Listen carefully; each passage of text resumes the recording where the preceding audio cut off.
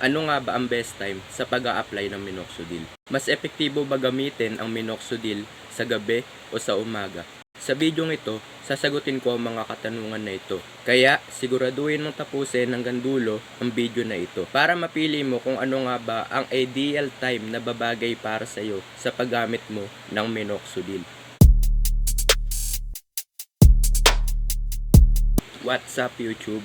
This is the day 9 of using Kirkland Minoxidil. Bago ako magsimula guys, ipapakita ko muna sa inyo yung sitwasyon ng aking bird ngayong second day of second week.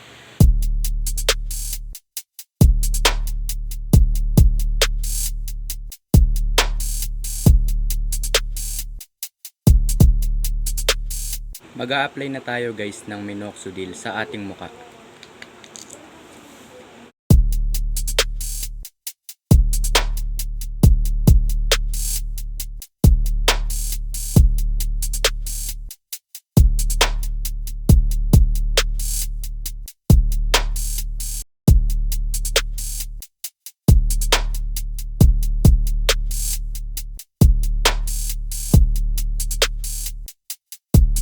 Ano nga ba ang best time sa pag-a-apply ng minoxidil? Paalala ko lang po, hindi po ako doktor or dermatologist. Lahat na sasabihin ko sa video na ito is base sa naging experience ko sa paggamit ng minoxidil. Kung gagamit ka ng minoxidil sa umaga, dapat malinis ang mukha mo and dapat nakapaghilamos ka. And make sure na napatayo mo muna ang iyong mukha para iwasang kumalat ang minoxidil sa iba't ibang part ng iyong katawan.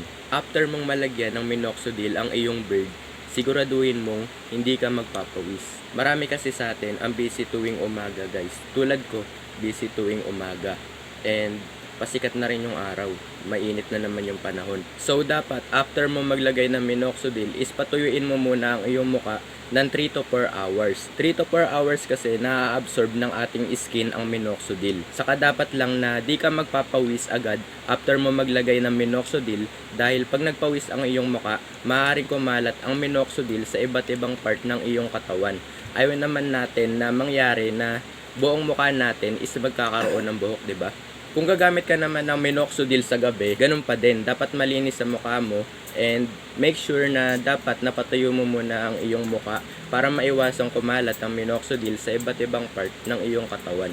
After mong malagyan ng minoxidil ang iyong bird, siguraduhin mong napatayo mo muna ang iyong mukha ng 3 to 4 hours bago ka matulog. Para hindi kumapit sa unan mo yung minoxidil. Kasi guys, na-experience ko na matulog agad after maglagay ng minoxidil sa gabi. And yung minoxidil na nasa mukha ko is kumalat sa unan ko. Kaya ang nangyari, nahigaan ng mukha ko yung unan na may minoxidil.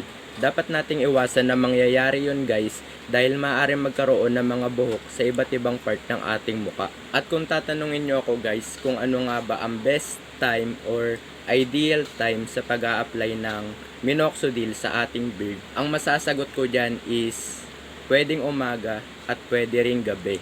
Basta guys, tandaan nyo lang yung mga sinabi ko at walang magiging problema.